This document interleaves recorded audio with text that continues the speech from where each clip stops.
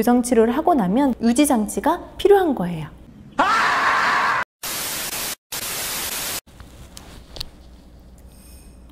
안녕하세요. 교정과 전문의 꼬꼬댁입니다. 꼬꼬댁!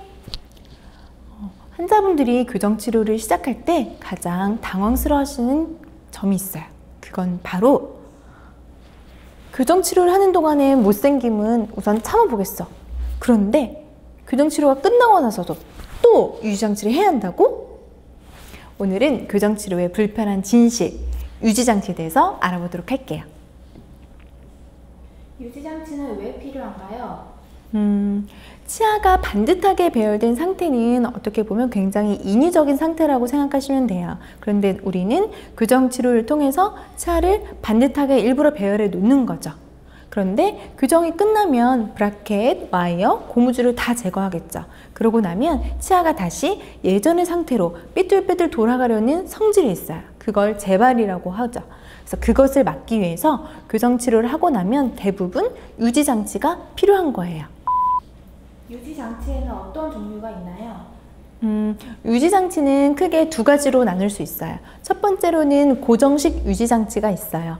고정식 유지장치는 치아의 안쪽 면, 그러니까 밖으로 보이지 않는 면에다가 얇고 가느다란 철사를 붙여 놓는 거예요. 보통은 재발이 많이 일어나는 치아 부위가 앞니이기 때문에 앞니 6개 또는 8개 정도를 이어서 붙여 놓게 돼요. 그렇게 되면 치아가 다시 움직이지 않고 바른 배열 상태가 유지되게 되는 거죠. 이 고정식 유지장치의 가장 큰 장점이라고 하면 우선 장치를 붙이고 나면 환자분이 특별히 생각하지 않아도 치아가 잘 유지된다는 거예요.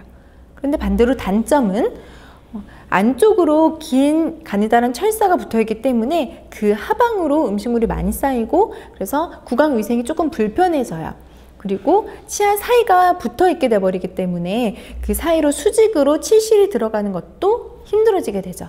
그렇다 보니 치석이 많이 생기고 그거를 제거하는 것도 힘들고 그래서 구강위생이 굉장히 좀 불편해지는 측면이 있어요. 두 번째로는 가철식 유지장치가 있어요. 가철식 유지장치란 꼈다 뺐다 하는 장치를 말하는데요. 내 이틀에 맞는 장치를 제작을 해서 내가 식사할 때는 보통 빼고 그 다음에 식사하고 나면 양치를 하고 다시 끼는 걸 반복하게 되는 거예요. 이 장치의 가장 큰 장점은 장치만 제거하고 나면 내 입안은 아무런 장치가 붙어 있지 않기 때문에 구강위생이 굉장히 손쉽게 되는 거죠. 하지만 가장 큰 단점이라고 하면 내가 열심히 장치를 끼겠다는 의지가 없다면 자꾸 빼놓게 되죠. 그렇다 보면 치아는 자유로운 상태에 있잖아요. 아무런 장치가 붙어 있지 않기 때문에 그래서 다시 예전 상태로 삐뚤빼뚤하게 돌아가려는 확률이 굉장히 높아진다는 거죠. 근데 만약에 한 며칠 정도 착용을 못했다 그러면 다시 끼면 예전 상태로 돌아갈 수 있어요. 물론 처음 낄 때는 약간 빡빡하고 좀 아프겠지만 그 단계만 지나면 다시 예전 예쁜 틀 상태 맞춰놓은 장치이기 때문에 그대로 돌아갈 수 있어요. 그런데 이런 미착용 기간이 몇 주, 몇 달, 뭐 1년 이상 가는 분도 있더라고요. 이렇게 되면 그 장치는 아예 내 입에 맞지 않아요. 왜냐면 그동안 치아들이 좀 자유롭게 움직여 버리는 거죠. 그렇게 되면 뭐 나중에 재발 교정이 필요할 수도 있고 어쨌든 간에 재발이라는 측면으로 갔기 때문에 의지가 없이는 이 장치는 잘 좋은 결과를 유지하기가 조금 힘들죠. 그래서 어떤 장치가 좋다 안 좋다인가 보다는 의료진의 판단 하에 이 환자분한테 어떤 장치를 줄지 그리고 뭐 의료진이 선호하는 장치가 있을 수도 있고요. 그래서 환자분께 맞는 장치를 선택하게 됩니다. 그럼 원장님은 어떤 장치를 선호하시나요? 저 같은 경우는 두 가지를 다 써요. 즉 안쪽으로 위아래 전부 다 고정식 유지장치를 붙여 놓고요. 그 상태에서 다시 가철식 유지장치를 위아래 또 드리는 거예요.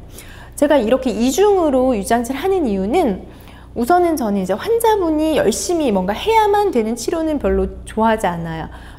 제 자신도 가철식 유지장치를 뭐 하루 종일 뭐 몇 년간 끼라고 하면 잘 낄 자신이 없거든요. 그래서 우선은 의지에 상관없이 잘 유지될 수 있는 고정식 유지장치를 기본으로 이 아래에 붙여드리고요. 그런데 간혹 가다가 유지장치가 떨어졌어요. 일부가 떨어졌는데 환자분들이 인지 못하시는 경우가 있어요.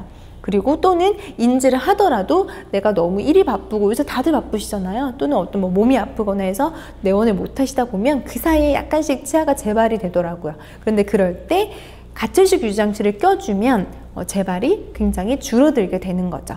그래서 저는 두 가지를 다 이용하는 편이에요. 근데 이것 또한 사실 의료진이 판단해서 어떤 분들은 뭐 위아래 고정식만 하시는 분도 있고 어떤 분들은 가철식만 쓰시는 분도 있고 아니면 뭐 위에는 가철식, 아래는 고정식 굉장히 다양하게 원장님들이 하고 계세요. 그래서 뭐 어느 게 좋다 나쁘다 보다는 의료진이 그냥 생각하는 그런 철학이라고 보시면 될 것 같아요.